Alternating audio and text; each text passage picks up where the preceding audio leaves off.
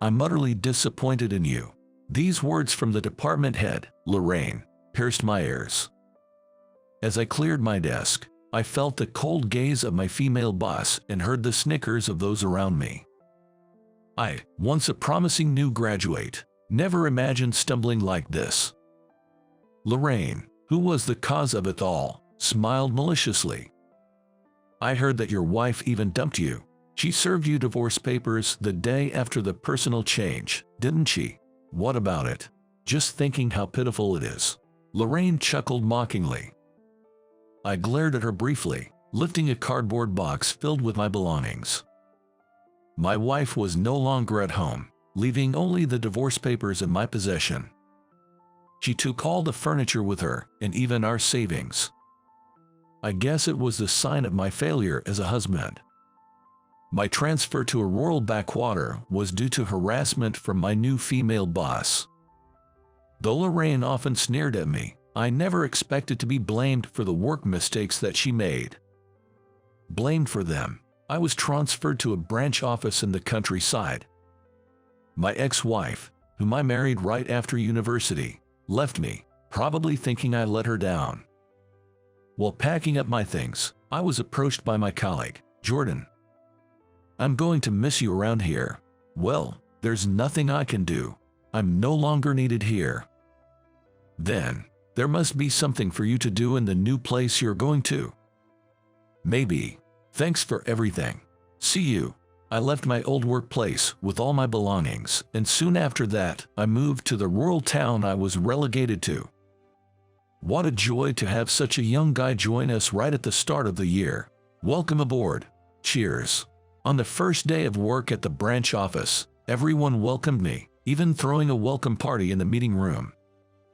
The treatment here was so different from what I received at the head office.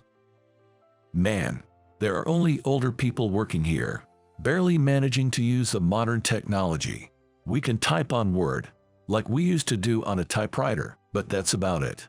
Do you even know what a typewriter is? Yes, I do. Now you can show us how to use these new phones too. Taking photos and videos, sending emails. I'd love to learn about apps too. As we were talking over drinks, I couldn't help thinking, seriously. Indeed, there were hardly any young people living in this remote town, and I was surprised to find most employees at this branch office were rehired retirees. It's nice to be employed at this age, but we're not tech-savvy. We're having trouble using computers, and there's no one to teach us how to use them. That's right, we can't even use Excel. We still work with pen and paper, so whatever we do, it just takes a long time. We can find anyone with computer skills, even if we advertise for a part-time job. I see. I wondered if I could really make it in a place like this.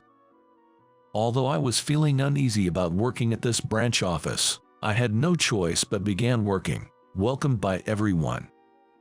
The next day, I found myself teaching computer basics to seniors at work. Let's see. First, basic chart creation in Excel, and perhaps the function used in the advanced course. I printed out meticulously formatted manuals on A4 papers for everyone. By using the manuals, I hoped to prevent the situation where they would start saying, "Oh, I asked about this before, but I forgot." The elderly staff here were forgetful, but eager to learn by taking notes. I made the manuals as clear as possible, with large diagrams and illustrations. The old computers at the company were a challenge too. I negotiated with the headquarters to arrange newer computers through a rental service. There shouldn't be any more excuses for not being able to do office work due to Excel issues. I'm just curious, since nobody knew how to use Excel. Who was handling the office work before I came here? Puzzled, I asked my colleague, Henry, about it. It was Emma. She's the daughter of Max, who lives nearby. She got a job in a city after graduating from college, but the company she was working for went bankrupt due to the recession. She couldn't find another job, so she came back home. She worked here for a while as an office clerk, but then she had to quit due to some family issues. Well, with what happened, it couldn't be helped. What happened? It's nothing. Without saying anything further, Henry returned to his desk. Why did she quit when there was no other work in this town? What could have happened? For a long time, I was wondering about this girl named Emma. Some time had passed. Then on one weekend, the weather suddenly changed. One minute it was sunny, and the next we had a downpour. I couldn't even handle laundry outside. I was thinking, looking out the window, when someone visited the old house I was renting. I hurried to the door as the doorbell rang repeatedly, and there stood a woman, drenched in the rain. "Hi, what happened? You're soaking wet. What's going on?" I couldn't help but ask the woman. "Hi, sorry to bother you. My father has gone missing. Have you seen an elderly man in his pajamas around here?" "No, I haven't seen anyone." Hearing that, she looked down and said, "I see." I handed her a towel and asked, "Your father is missing." She nodded silently to my question. "Have you contacted the police?" "Yes, I have. They're searching for him as we speak."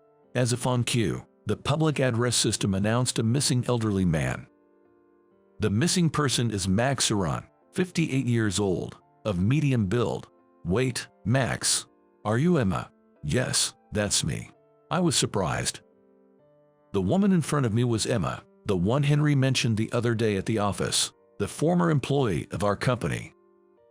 The missing person was her father. Then I explained to her that I was working at the company where Emma used to work. She seemed a bit relieved and started to share her story. She told me about her father's dementia and the need for care, which led her to quit her job, that it was not easy to make ends meet, but somehow she was managing with the government support and her little savings. But lately, my father started wandering off frequently, and I can't deal with it on my own anymore. "I see. I've talked to his care manager about placing my father in a care facility." With a sigh, she continued, "But I'm not sure if it's the right thing to do, putting him in a care facility. I feel guilty, especially after he supported me through college. Maybe I should continue taking care of him myself." Tears welled up in her eyes. She must have been thinking about this alone for quite some time. "I see. That must be really tough. Thank you for sharing this with me." "Oh, I should be going now. Are you going to continue looking for your father on your own?" "Yes. I can keep bothering others with this. You should change out of those wet clothes, even if it's warm outside." "Oh." Her face turned red. Embarrassed, she hugged herself and looked down. "Oh, no, I'm sorry for my appearance." Just then, the emergency broadcast resumed. "Max has been found safe. Thank you all for your assistance." "Oh, they found my father. That's great to hear." "Yes, I'm so glad. Thank you," she said with a smile. I found myself worrying about her and impulsively offered my help. "If you like, I can come with you to pick up your father. I can bring my car right now."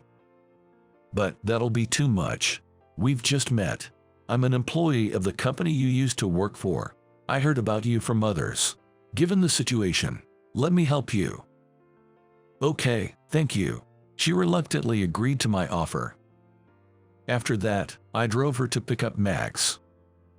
Exhausted, Max was sound asleep in the hospital bed.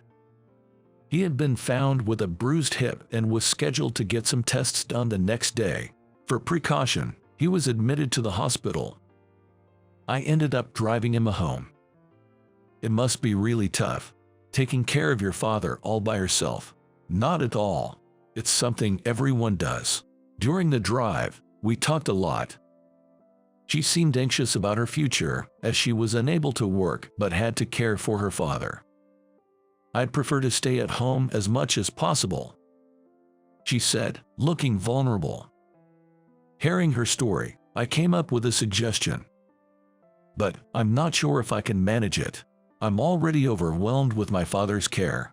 It might be better to consider placing your father in a care facility sooner.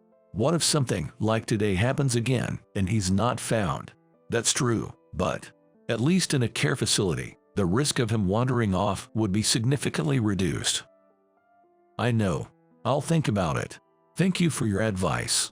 I might have been interfering, but I thought something needed to be done for her before it was too late. Shortly thereafter, I decided to bring up a matter at the company. I made a suggestion to the company that some of the computer-based tasks should be outsourced. The proposed contractor was Emma. I'm anxious about balancing work from home and caregiving, but I'll give it a try. Having some income will make life a bit easier as well. I agree. I'll do my best. The company quickly approved the proposal, and Emma began assisting with our office work. She also started searching for a care facility to take in her father. Continuing caregiving without a job was financially challenging, and to avoid repeating her father's missing incidents, it seemed necessary to find a facility for him. I'll miss living with my father, but I've realized it's selfish of me to keep him at home, she said with a wistful smile. Some time later, a place for her father in a facility was secured. Located next to the hospital in town, it provided reassurance of immediate medical care if needed. Emma told me about this with a smile. Hearing this, I said to her, "That's great. Your work is highly praised at the company. Now, would you consider coming back to the office to work with us? There's no need for you to work from home anymore. Teaching everyone about computers is quite a task for me." Laughing, I made my offer, and she responded with surprise, "Really? Is that okay?" "Yes, in fact, the company is keen on rehiring you. What do you think?" "Yes, I would love to accept that offer," she answered enthusiastically. No, thank you for joining our team again," I said in return. Emma was rehired and returned to our company. "Looking forward to working with you again, Emma. We're so relieved to have you back. With a young presence, the workplace will be livelier." "I'll do my best again." Seeing her sparkling smile, I felt a flutter of excitement. Initially, I wasn't sure if I could make it in this rural town, but I've started feeling that I would be fine. I suddenly remembered what my old colleague, Jordan, said to me before I came here. "There must be something for you to do." Yes, there must be something for me to do here. Feeling a sense of destiny, I resolved to give my best in this town from now on.